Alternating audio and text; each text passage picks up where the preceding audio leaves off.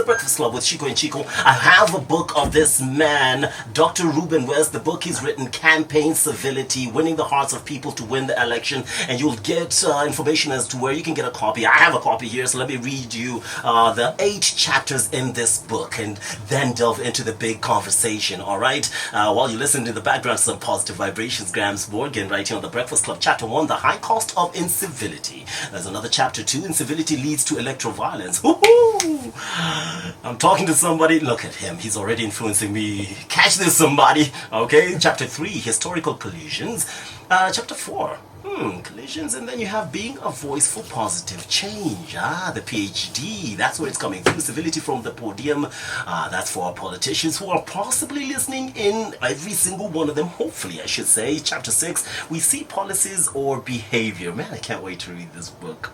Chapter 7, Best Campaign Civility Practices. Another thing that you and I need to know about so that we can remind our politicians. And of course, Chapter 8 is all about the power of a neutral voice and the benefit of a campaign civility ambassador, which is that eye from outside, that eye looking in. I can tell you what they see. It's a different picture when you're looking from outside and when you're living it inside. So this is going to be the best part of the big conversation.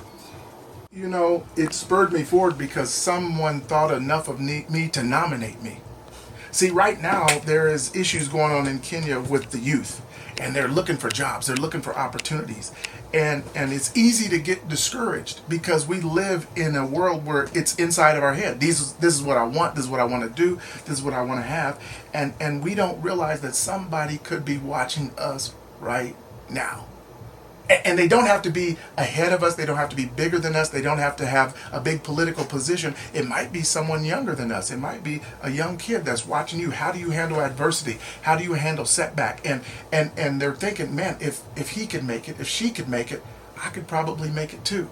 And so it blew my mind that someone was watching me and that would put my name in to nominate me for a lifetime service award for over 4,000 volunteer hours to my country. Now watch this, catch this, somebody. I said 4,000 volunteer hours. No, I didn't say 4,000 paid hours. I said 4,000 volunteer hours. Now people ask, how did you get around the world? How are you speaking all over the world? Well, it was after 4,000 volunteer hours. And I didn't do it for pay, and I didn't know anyone was watching.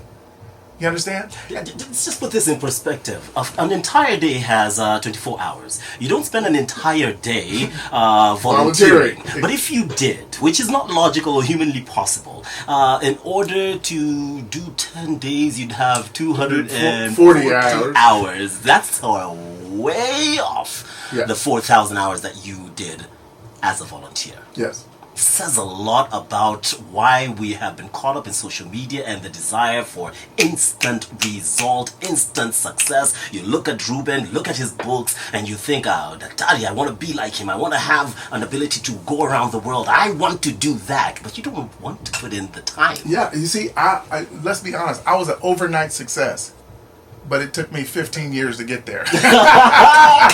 Right? I had 15 years of other nights, and then overnight I became a success. And so the problem is, what they have to understand is champions are known by their triumphs, but they were developed by their trials. Muhammad Ali said, I hated every moment in the gym, but I said, suffer now and live the rest of my life as a champion. And most of the time, everybody wants the championship, but they don't want the challenge. Oh, come on, somebody. We want the championship, but we don't want the challenge. The ring is where you get the belt. The gym is where you earn it. Come on. Oh, I love this man. Do you know what? Champion. It's a title that is earned, not given. You have to earn it. Oh, man. And listen, champions live differently than ordinary people. Oh, yeah. Champions live differently than ordinary people, and so what happens is people want to live ordinary and expect extraordinary. It doesn't happen that way. I am a sports fan. I am a big subscriber to the school of thought of the Mamba mentality, where you have to put in the effort, you have to put in the work if you want to be like Kobe Bryant, and even more if you want to be like Michael Jordan or LeBron. They put in the effort. I agree, and I love that. And look how many hours they put in before you ever knew who they were. They never got paid when they were in Little League. They never got paid when they were in high school. They never got paid when they were in college. They never got paid when they were just in their own backyard at the neighborhood playground practicing. practicing. They never got paid until they went to the professionals, but they probably had thousands and thousands and thousands of hours of practice. And so sometimes we want the reward, but we don't want the work. And guess what? When it comes to civility, we're not going to get the reward if we don't put in the work. And so I'm looking for some people who are willing to help put in the work to bring this country to where it needs to be. Ooh, all right. Different strokes for different folks. We are delving into the main reason this man is in Kenya. It is the Civility for Kenya campaign. You've been around the world. You've talked about that. What makes Kenya different, if it is different at all for you? For me, interesting. Listen, God's greatest gift is not what he put in the earth. It's not the gold, the diamond mines, the jewelry, and things that we pull from the earth, the minerals. No, God's greatest gift is not what he put in the earth. It's what he put on the earth. And I've been around the world, and I've never met people like Kenya. I'm being honest. A lot of countries I pass through, but they don't pass through me.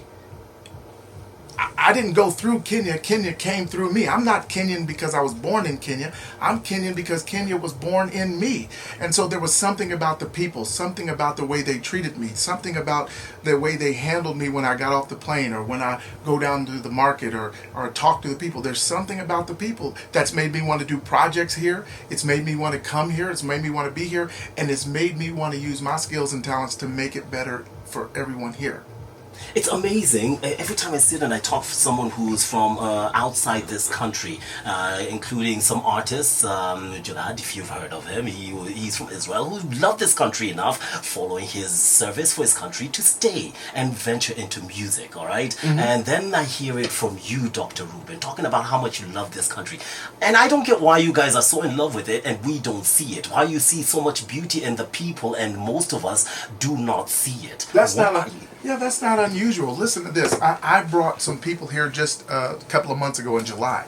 And when we got in the car, they were scared because our driving is a lot different than this driving. We've never seen cows walk down the streets or goats walk down the streets. The traffic is unusual. And so they were jumping around and scared. And I was just chilling. And they're like, Dr. West, do you see this? And I said, it doesn't bother me. And you know why? What you keep seeing, you quit seeing. I'm going to say that again for somebody listening. What you keep seeing, you quit seeing. And so because the Kenyans have kept seeing it over and over and over, they miss it. They don't see it. But I see it. As a matter of fact, the first time I came to Kenya, I landed in Addis Ababa, Ethiopia. I spent the night there. I went to Burundi.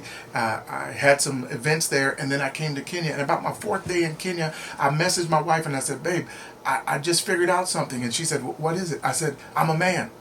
And she said, what? I said, I'm a man. She said, I hope you're a man. That's who I was marrying. I said, no. In the U.S., I'm a black man. In Kenya, I'm just a man. See, I'm going to say that again for somebody that might miss it. See, in the U.S., I'm a black man. In Kenya, I'm a man. Why do you think they were so excited about Barack Obama being the president? That was the first black president. You've had one every time, haven't you? You know what I'm saying? You catch what I'm saying? And so now I'm looking at, man, there are differences that people try and weave into politics that don't exist here. So they'll weave race into politics. Here they weave tribalism into politics. So one day they're a Kenyan, the next day they're a tribesman. One day they were speaking for Kenya, the next day they're speaking for their tribe. And those kind of things divide the people. But if they understand that you can win the election, watch this, look at my subtitle, by winning the hearts and minds of people, you don't have to win it by dividing the people. Once they understand that, we won't have to worry about division. We will be able to give the information in an educated format so that they understand, and they'll vote for the person who's given the best options, not because they're from the tribe, but because they're for the Kenya as a whole. So is that the driving force behind the Civility for Kenya campaign? Tell us about it. Tell us what it means to you and what do you hope it means to us. First, here's my main goal, and I want everybody to catch this. What I want you to do is I want every person to vote twice. Listen to that. I want you to vote twice. Your first vote for civility, and then the second vote for the candidate of your choice. I'm not telling you who to vote for. I'm telling you what to vote for. Vote for civility. I have a civility declaration that I created that I've showed to a number of officials, and they said, man, we need every person to sign this civility declaration. We need every candidate. Why? Because it sets a standard. It sets a standard. See, it's hard to hold somebody to a standard that they didn't agree to. So the Civility Declaration sets a standard. And then they say, well, Dr. West, we've had peace proclamations and things like that. Mistake, right? You have a peace proclamation. First of all, let me say this to everybody listening. The word peace is tired. It's a tired word. It has no meaning anymore. We've overused it. We've said it over and over again. And then there's never been a consequence of peace. Even when there weren't violence, there wasn't peace. Why? Because peace is a state of mind. And so when people are intimidated or threatened, there's still no peace, even though there's no violence. So peace is overplayed. It's played out. But civility is the methodology to get to peace. Why a civility declaration? Listen, we have a form of language that creates things. Our whole country was based on, listen to this, the Declaration of Independence. All we said was, we're free. And then as long as we act in accordance to what we declared, it changes our future. Our whole marriage system is based on a 2-word declaration. We send out an announcement. That's a proclamation. Hey, I'm getting married. That doesn't mean anything. But at the altar, you say, do you take this man or do you take this woman? And on 2 words, they say, I do. It's a declaration. And as long as they act in accordance to what they declared, it changes the future for the positive. But if they don't act in accordance to what they declared, it changes it for the negative. And guess what? This Civility Declaration will do the exact same thing. As long as the politicians abide by it, it's going to change the future for the positive. But if they don't, it changes it for the negative. But the good news is we see who they are. See, that's the whole point, is we want to see, we have to know who we're working with. And so we know if they'll sign this paper in our face and say one thing and then do another, it just lets us know who we're working with. And so if we get them to sign it, and they should demand that their candidate signs the Civility Declaration.